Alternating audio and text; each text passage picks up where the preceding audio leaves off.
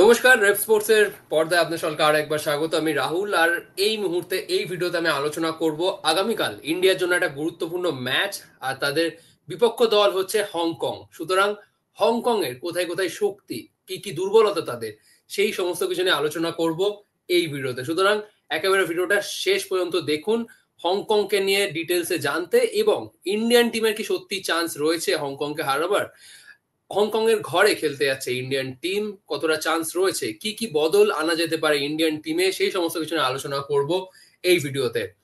প্রথমত, এই হংকং ঠিক এক সপ্তাহ এবং তার বেশি দিন আগে ম্যানচেস্টার ইউনাইটেড এগেনস্টে খেলেছে। আর সেই ম্যানচেস্টার ইউনাইটেড টিমে ছিল ক্যাসেমিরো, ব্রুনো ফার্নান্ডেস, ইভান। প্রায় বলতে গেলে পার্সিয়াল একটা ফার্স্ট টিম নামই ছিল ম্যানচেস্টার ইউনাইটেড। তারা একটা এক্সিবিশন ম্যাচ খেলতে গেছিল হংকং এ। আর সেই ম্যাচে হংকং 50 মিনিট অব্দি লিড করছিল। তার মানে বলাই যাচ্ছে যে এই হংকং কতটা চ্যালেঞ্জিং হতে পারে ইন্ডিয়ার জন্য। কিন্তু আলটিমেটলি হংকং সেই ম্যাচটা ম্যানিউর কাছে হেরে যায় 3-1 গোলে। তারপরেও আরেকটা ফ্রেন্ডলি খেলেছে, এবার সেই ফ্রেন্ডলিটাতে অপোজিট রেজাল্ট হয়েছে হংকং এর। নেপাল নেপালের এগেনস্টে তারা গোললেস ড্র করেছে। সুতরাং দুটো ম্যাচে দুরকম রেজাল্ট হংকং এর। কিন্তু এই হংকং কিন্তু ইন্ডিয়ার জন্য উইদাউট এনি ডাউট চ্যালেঞ্জিং হবে। সেই কারণগুলোই আমি তুলে ধরবো এই ভিডিওতে। প্রথমত একবার হেড টু হেড দেখে নেবো। প্রায় 24 বার মুখোমুখি হয়েছে হংকং এবং ইন্ডিয়া, এবং ইন্ডিয়া 9বার জিতেছে, 8বার জিতেছে হংকং, 7টা ম্যাচ ড্র হয়েছে। হংকং এর মাটিতে ইন্ডিয়া শেষবার যখন ম্যাচ জিতেছিল সেটা হচ্ছে 1957 সালে, বহু বছর আগে। কিন্তু আমরা যদি রিসেন্ট ম্যাচগুলো দেখি, রিসেন্ট ম্যাচ বলতে গেলে 2022-এ আপনাদের অনেকেরই মনে থাকবেন, কলকাতা হয়তো অনেকে আপনারা সেই ম্যাচটা দেখতেও গেছিলেন। যুব ভারতীতে এএফসি এশিয়ান কাপ কোয়ালিফায়ার্স হচ্ছিল, সিঙ্গেল রাউন্ড রবিন ফরম্যাটে হচ্ছিল, আর সেটাতে হংকংকে 4-0 গোলে পর্যদস্ত করেছিল ইন্ডিয়ান টিম। সুনীল ছেত্রীও সেই ম্যাচে গোল করেছিল। যেই হংকংকে 4-0 গোলে হারিয়েছিল ইন্ডিয়া, সেই হংকংকে নিয়ে এইবার কিন্তু বেশ ভালো রকম ভাবনা চিন্তা করতে হচ্ছে মার্লো মার্কুয়েজ। আর তার কারণ হচ্ছে ইন্ডিয়ান টিম সেরকম ভালো ফর্মে নেই, না মোমেন্টাম না কনফিডেন্স, কোনো কিছুই কিন্তু সুনীলদের সাথে নেই।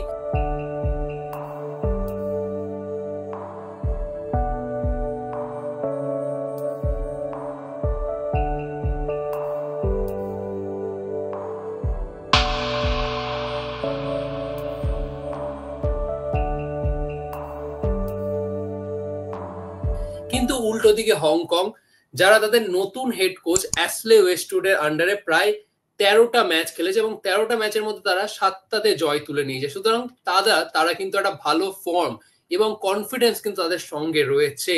সুতরাং এক কথায় বলা যেতে পারে ঘরের মাঠে যেহেতু খেলছে হংকং টিম, তারা কিন্তু ইন্ডিয়ার থেকে একটু হলেও এগিয়ে এই ম্যাচে। এরপর আমরা কথা বলবো হংকং এর শক্তি কি কি। হংকং এর মূল শক্তি যদি বলা যেতে পারে তাহলে তাদের হচ্ছে বিদেশি ফুটবলার। বিদেশি ফুটবলার কেন বলছি, তারা হচ্ছে হংকং এর ন্যাচারালাইজড ফুটবলার। বাকি কয়েকটা দেশের মতন হংকংও এই নিয়মটা আছে, যদি কোনো বিদেশের কোনো ফুটবলার তাদের লিগে খেলতে আসে এবং তিনি যদি 5 বছর বা 7 বছর কাটিয়ে ফেলে হংকং এ, তাহলে তিনি হংকং এর সিটিজেনশিপের জন্য অ্যাপ্লাই করতে পারে। আর সেটাই কিন্তু হয়েছে হংকং এ। হংকং টিমটা যদি আপনারা দেখেন, ম্যাক্সিমাম কিন্তু বিদেশি ফুটবলার যারা হংকং লিগে খেলতে এসেছিল, এবং তারপর তারা অন্য কোথাও সেরকম ভালো অপরচুনিটি পায়নি বলে হংকং এর নাগরিকত্ব তারা অ্যাকসেপ্ট করে এবং হংকং এর ন্যাশনাল টিমের হয়ে প্রতিনিধিত্ব করছে তারা। এর মধ্যে বেশিরভাগ ফুটবলার গুলো ব্রাজিলিয়ান ফুটবলার, প্রায় 3 থেকে 4 জনেরও বেশি ব্রাজিলিয়ান ফুটবলার রয়েছে। রয়েছে স্প্যানিশ ফুটবলার, তার সাথে রয়েছে স্কটল্যান্ডের একজন ফুটবলার, এবং জাপানেরও 2জন ফুটবলার রয়েছে। ব্রাজিলিয়ানদের মধ্যে আমি নাম করব জুনিনো, ফার্নান্ডো, স্টিফেন পেরেরা এবং ডুডু। ডুডু বলে একজন ডিফেন্ডার রয়েছে এই টিমে। জুনিনোকে নিয়ে কথা বলতে হচ্ছে তার কারণ এই জুনিনো নামক ফরওয়ার্ডটি তিনি কিন্তু গোল করেছিল ম্যানচেস্টার ইউনাইটেড আগে। 3-1 যে হেরেছিল হংকং, সেখানে সেই একটি মাত্র গোলটা আসে কিন্তু এই জুনিনোর পা থেকে। এবং বাকি ব্রাজিলিয়ান মানে আপনারা জানবেন সবসময় স্কিলফুল ফুটবলার। কিন্তু যদি যেটা ফ্যাক্ট সেটা হচ্ছে একটা দিক থেকে ঠিকই যে বেশ কিছু বিদেশি ফুটবলার রয়েছে, ব্রাজিলের ফুটবলার রয়েছে, স্কটল্যান্ডের জোনস বলে যে ডিফেন্ডারটা রয়েছে তিনি রয়েছেন, প্লাস জার্মানির একজন ডিফেন্ডার রয়েছে।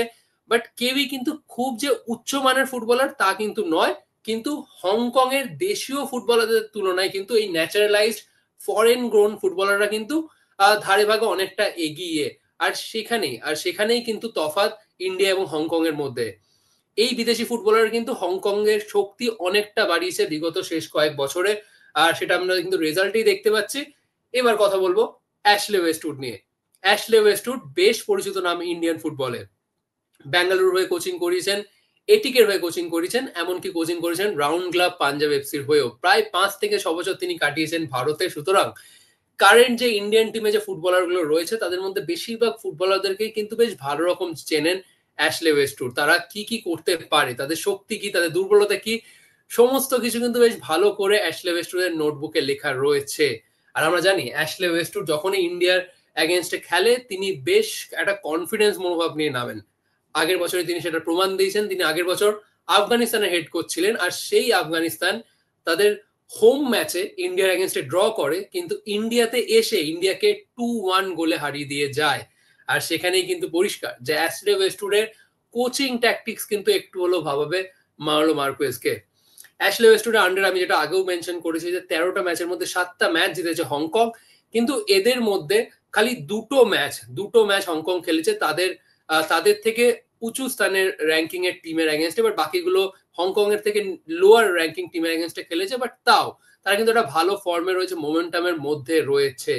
কিন্তু অবাক করা কথা হচ্ছে নেপালের এগেনস্টে ড্র এর পর হংকং এর ফ্যান্সরা কিন্তু বেশ অসন্তুষ্ট এই অ্যাশলে ওয়েস্টউডকে নিয়ে। তারা বেশ কয়েকটা হার্শ কমেন্ট করেছে সোশ্যাল মিডিয়া। আর সেটাই অবাক করা কথা যে যেই হংকং টিম শেষ 13টা ম্যাচের মধ্যে 7টা জয় তুলে নেওয়া সত্ত্বেও তারা তাদের ফ্যান তাদের কোচকে নিয়ে অখুশি, কিন্তু সেখানে যারা যদি ইন্ডিয়ান ফুটবল ফ্যান্স হতো তাহলে তারা কি করতো সেটা আমাকে একটু হলো অবাক করছে।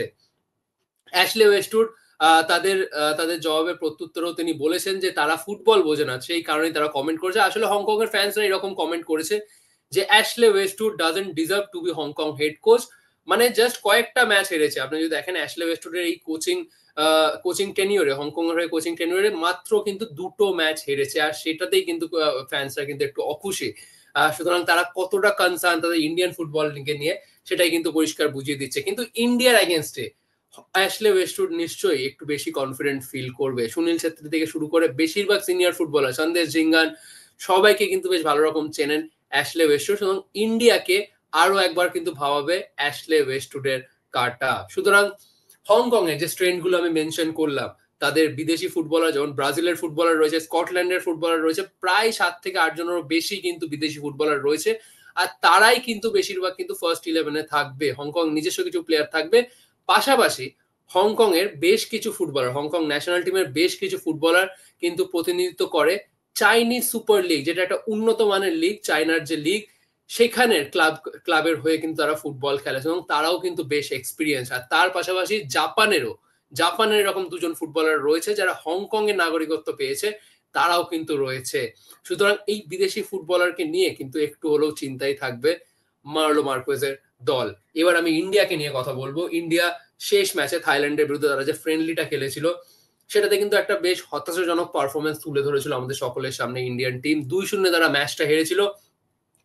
কিন্তু রেজাল্ট যাই হোক, হতাশার কারণ হচ্ছে ইন্ডিয়ান ফুটবলার আমাদের প্রত্যাশা মতন সেই ফুটবলটা কিন্তু খেলতে পারেনি, যেটা আমরা আশা করেছিলাম যে একটা লম্বা ক্যাম্প করে গেছে কলকাতায়, তারপর হয়তো আমরা বেটার আন্ডারস্ট্যান্ডিং, বেটার কম্বিনেশন ফুটবলারদের মধ্যে এক্সপেক্ট করেছিলাম। সেইটা কিন্তু দেখা যায়নি মার্লো মার্কোজের ট্যাকটিক এবং স্ট্র্যাটেজি নিয়ে।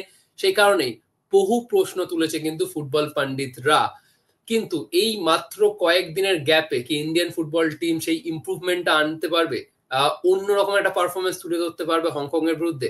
সেটা নিয়ে কিন্তু প্রশ্ন থাকছেই। আমরা শেষ ম্যাচে দেখেছিলাম ম্যানুয়েল মার্কুয়েজ বেশ কিছু চেঞ্জেস এনেছিল ফার্স্ট 11-এ compare to Bangladesh match. But আমার ওপিনিয়ন মনে হয়, কারণ আমি তো আর থাইল্যান্ডে গিয়ে, আমি হংকং গিয়ে প্র্যাকটিস দেখিনি, সেভাবে আমি বলতে পারবো না কনফিডেন্টলি। বাট আমার কোথাও গিয়ে মনে হয় কয়েকটা জায়গায় চেঞ্জেস আনলে হয়তো ইন্ডিয়ান টিমের প্লেইং 11টা আরেকটু শক্তিশালী হবে। যেমন ডিফেন্সে Sandesh Jhingan, Anwar Ali, not bad. I think তাদের দুজনকে কন্টিনিউ করা উচিত। থাইল্যান্ড ম্যাচে তারা খুব একটা খারাপ খেলেনি, তাদের নিজেদের বেস্ট এফোর্টটা দিয়েছে। সন্দেশ এবং আনোয়ারের মধ্যে একটা বোঝাপড়াও তৈরি হয়েছে। তো আমার কোথাও গিয়ে মনে হয় মানোর কন্টিনিউ করা উচিত এই ডিফেন্সিভ জুটিটা। লেফট ব্যাকে Abhishek Tekcham Singh in my opinion রাখলে কোনো অসুবিধা হবে না। I think Abhishek should continue, কারণ শেষ ম্যাচে অভিষেক সিং এর যে এফোর্টটা তিনি দিয়েছেন, টানা ওঠানামা করে গেছেন লেফট ব্যাক পজিশনে, সেটা কিন্তু বেশ ইমপ্রেস করেছে। সুতরাং অভিষেক সিং লেফট ব্যাকে থাকুক। রাইট ব্যাকটা আমার আশিস রায়কে নিয়ে একটু হলো প্রবলেম রয়েছে। আশিস রায় কোথাও গিয়ে মাঝে মধ্যে ম্যাচের মধ্যেখানে ক্যাজুয়াল হয়ে পড়ছে, যে কনসিস্টেন্সিটা 90 মিনিট ধরে সেটা কিন্তু দেখা যাচ্ছে না আশিসের। সুতরাং আমার মনে হয় রাইট ব্যাকে নাওরেম রোশন সিংকে সুযোগ দেওয়া উচিত। আপনারা সবাই চিনবেন বেঙ্গালুরুর সাইড ব্যাক, যিনি রাইট ব্যাক এবং লেফট ব্যাক দুটো পজিশনে কিন্তু বেশ সচলভাবে খেলতে পারে। রোশনকে আমার মনে হয় রাইট ব্যাক পজিশনটা তাকে দেওয়া উচিত। তার ডিফেন্সিভ অ্যাবিলিটি বেশ ভালো, তিনিও কিন্তু ওভারল্যাপ ফল ব্যাকটা টানাটানি করতে পারেন। শেষ ম্যাচে আপুইয়া ছিল মাঝমাঠে, আপুইয়ার সাথে ছিল আয়ুষদেব ছেত্রী। আর এখানেই কিন্তু আমার একটু মত বিরতি রয়েছে মানলের সাথে। আমার মনে হয় আপুইয়ার সাথে সুরেশ ওয়াংজাম সিং স্টার্ট করলে আপুইয়ার কাজটা অনেকটা সোজা হয়ে যাবে। আয়ুষদেব ছেত্রী তিনিও প্রায় নতুন এই ইন্ডিয়ান ফুটবল সার্কিটে, ইন্ডিয়ান ফুটবল টিমে। তাকে দুটো ম্যাচে সুযোগ দিয়েছে মানলো ঠিকই, কিন্তু কোথাও গিয়ে মনে হয় তিনি তার সেরাটা এখনো কিন্তু তুলে ধরতে পারেনি ন্যাশনাল টিমের জার্সিতে। তো সেখানে আমার মনে হয় সুরেশ ওয়াংজাম সিং, যিনি একজন প্রুভেন পারফর্মার, বছরের পর বছর তিনি পারফর্ম করে আসেন, তাকে স্টার্ট করানো উচিত হংকং এর বিরুদ্ধে।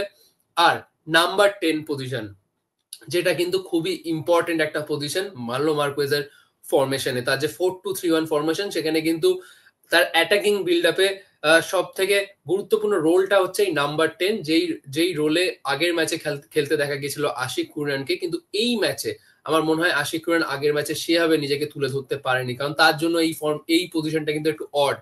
কারণ আশিস ন্যাচারালি খেলে লেফট ব্যাক বা লেফট উইং হিসেবে, সুতরাং তার জন্য নাম্বার 10 পজিশনটা একটু অড। সুতরাং আমার মনে হয় নাম্বার 10 ব্রেন্ডন ফার্নান্ডেজকে আরো একবার ট্রাই করা উচিত। ব্রেন্ডন থাকলে কি হয়, সেট পিস গুলো বারবার নিতে পারেন ব্রেন্ডন ফার্নান্ডেজ, খুব সুন্দর অসাধারণ তিনি কর্নার থেকে বল ভাসাতে পারেন, সেট পিস গুলো অসাধারণ ভাবে তিনি নিতে পারেন। নাম্বার 10 ব্রেন্ডন ফার্নান্ডেজ থাকুক। দুটো উইং আমার মনে হয় মানভীরকে বেঞ্চে স্টার্ট করানো উচিত। লাললিনজুয়ালা ছাং থেকে স্টার্ট করুক, তার স্কিল রয়েছে, তার ড্রিবলিং অ্যাবিলিটি রয়েছে। যদি সেকেন্ড হাফে প্রয়োজন হয় তখন মানভীরকে নিয়ে আসা হোক। আর Liston Colaco should continue in the left wing পজিশনটাতে খেলুক লিস্টন কোলাসো। আর স্ট্রাইকার হিসেবে Suhail Bhat too young to start. সুহেল ভাটের মধ্যে এখনো সেই ম্যাচুরিটি হয়নি ঠিকই। তো আমার সেখানে মনে হয় ম্যানুয়েল মার্কুয়েজের হাতে আর একটাই অপশন রয়েছে, সেটা হচ্ছে সুনীল ছেত্রীকে স্টার্ট করানো হোক। তাকে কিন্তু এবার একটু বাড়তি দায়িত্ব নিতে হবে। তাকে কিন্তু অনেক আশা করে ম্যানুয়েল মার্কুয়েজ তাকে ফিরিয়ে নিয়ে এসেছে ন্যাশনাল টিমে গোল খরাটা মেটানোর জন্য, কিন্তু সুনীল এখনো সেভাবে প্রভাবশালী হয়ে উঠতে পারেননি। হংকং এর বিরুদ্ধে ম্যাচটা অত্যন্ত গুরুত্বপূর্ণ, তার ঘাড়ে কিন্তু একটা বড় দায়িত্ব, আর সুনীলকে সেই দায়িত্বটা নেভাতে হবে কালকের ম্যাচে। তো সুনীল ছেত্রী হলো। তো আমার এটা হচ্ছে in my opinion India's playing 11 should be এটা। এরকম যদি প্লেইং 11 নামায় ম্যানুয়েল মার্কুয়েজ, আমার মনে হয় আগের থাইল্যান্ডের তুলনায় অনেকটা বেটার করবে ইন্ডিয়ান টিম। এই ম্যাচটা নিয়ে বেশ ইন্টারেস্ট রয়েছে হংকংও, তার কারণ এই ম্যাচটা হতে চলেছে একেবারে হংকং এর নতুন ফুটবল স্টেডিয়ামে। তো যেটা গড়ে তোলা হয়েছে সেটা হচ্ছে হংকং এর কাইটাক স্টেডিয়াম। এটা হচ্ছে কাইটাক স্পোর্টস কমপ্লেক্সে একেবারে মডার্ন, যে ওয়ার্ল্ড ক্লাস ফ্যাসিলিটিস মডার্নই কিন্তু এই স্টেডিয়ামটা। আপনারা রিয়াল মাদ্রিদের স্যান্টিয়াগো বার্নাবেউ দেখেছেন, যেটা রুফ টপ ক্লোজ হয়ে যায় আবার খোলা যায়।